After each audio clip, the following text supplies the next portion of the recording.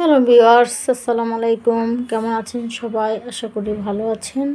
আমিও ইনশাল্লাহ ভালো আছি। তো দেখেন, আজকে আপনাদেরকে লাল শাক রেসিপি তৈরি করে দেখাবো কীভাবে রান্না করতে হয়। তো রেসিপিটা হচ্ছে, প্রথম আমরা লাল শাককে ভালো করে ধুয়ে নেব।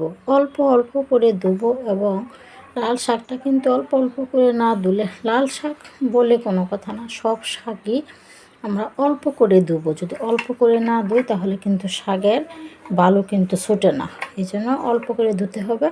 আর একটা কথা হচ্ছে যে, শাকের মধ্যে চুল জাতীয় কিছু কিন্তু আটকে থাকে, মুছড়ে থাকে। তো সেই ক্ষেত্রে শাকগুলা অল্প অল্প করে ধুলে ভালো চলে যাবে। আবার আমি যে ওই যে চুল জাতীয় কিছু একটা থাকে, ওইটা আমরা পাবো অল্প করে ধুলে। আর বেশি করে ধুলে কিন্তু আমরা কোনোটাই করতে পারবো না, এই জন্য আমাদেরকে শাক অল্প করে ধুইতে হবে। তো দেখেন, শাক আমি কাটার আগে কি সুন্দর করে ধুয়ে নিলাম। এইগুলো আমি এখন কুচি করব।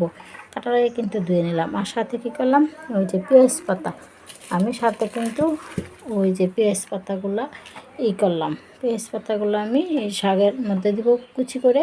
ওইটা কিন্তু পেঁয়াজের পরিবর্তে পেঁয়াজ পাতা দিব, ঠিক আছে? এখন পেঁয়াজের পাতা দিয়ে রান্না করলে অনেক টেস্ট হয়।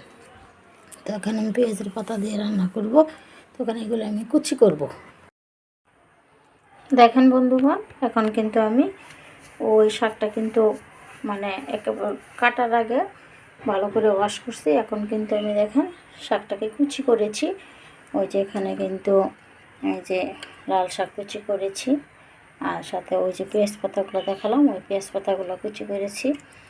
তার সাথে আমি এই যে রসুন অ্যাড করলাম, কুচি করলাম, কাঁচামরিচ কুচি করে দিলাম, আর লবণ দিয়েছি।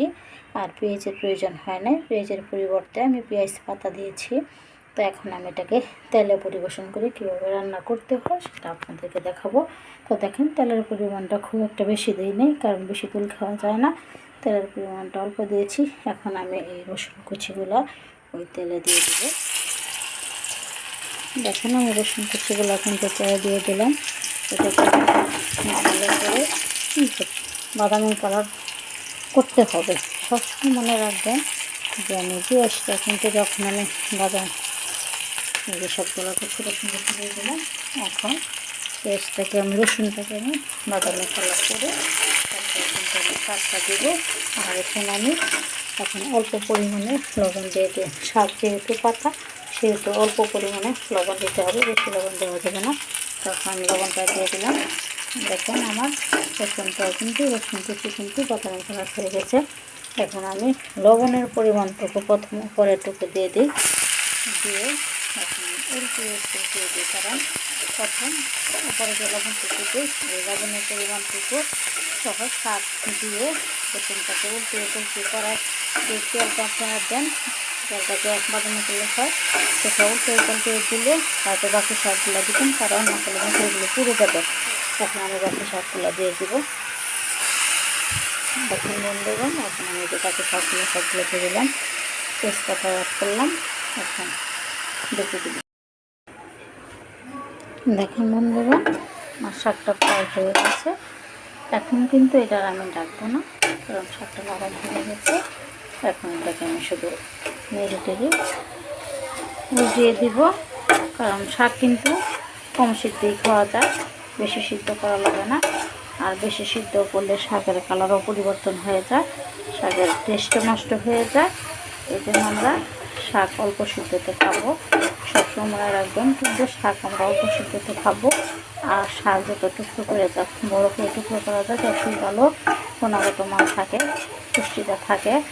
আর শাকটা হচ্ছে, বিষয়টা হচ্ছে, শাকটা টুকরো করার আগে কিন্তু শাকটা ভালো করে ওয়াশ করতে হয়, ভালো করে দিতে হয়। এই কথাগুলো আপনারা মনে রাখবেন।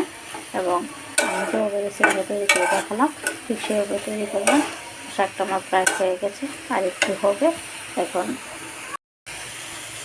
দেখুন বন্ধুগণ, আমার শাকটা কিন্তু হয়ে গেছে। দেখুন, এভাবে কিন্তু রেসিপিটা তৈরি করতে হবে।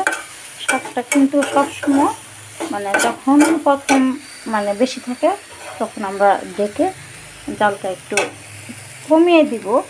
যখন এটা তার থেকে পানি বের হবে, তখন আমি এটাকে চুলার তাপটাকে বাড়িয়ে দিব। তারপর আবার শেষ মুহূর্তে কমিয়ে দিব, যাতে শাকটা সুন্দর হয় এবং যাতে পুড়ে না যায় এবং সুস্বাদু থাকে এবং কালারটাও থাকে। এই দেখেন আমার কিন্তু শাকটা হয়ে গেছে। এখন আমি এটাকে উঠাবো এবং পরিবেশন করব। পরিবেশন করে আপনাদেরকে দেখাবো। দেখেন বন্ধুগণ, শাকটাকে আমি উঠিয়ে পরিবেশন করলাম। ওয়াও, দেখেন কি সুন্দর হয়েছে কালার। এটা কিন্তু দেশি লাল শাক, এটাকে বলে আমাদের দেশি। একটা আছে হাইব্রিড, একটা আছে দেশি। এটা হচ্ছে দেশি, দেখেন এই জন্য এটা মানে সুন্দর করে ওনা ওনা হয়েছে, কারণ এটা হচ্ছে দেশি শাক বিদায়ী ওনা ওনা হয়েছে। আর এটাকে আমি দেখেন আমি কিন্তু তুল খুব একটা বেশি দিই নাই, অল্প পরিমাণে তুল দিয়েছি। তুল কিন্তু খুব একটা বেশি খাওয়া যাবে না, তুলে কিন্তু অনেক সমস্যা হয়। এই জন্য সব কিছু মোটামুটি যদি আমরা দিই তো তার রান্নাটাও সুস্বাদু হয় এবং খাইতেও ভালো লাগে, দেখতেও সুন্দর লাগে। তো আপনারা সবাই লাল শাক খাবেন এবং বাচ্চাদেরকে লাল শাক খাওয়া শেখাবেন। লাল শাক কিন্তু শরীরের জন্য অনেক উপকার, অনেক ভালো। তাই সবাই ভালো থাকবেন। আল্লাহ হাফেজ, সবাইকে ধন্যবাদ।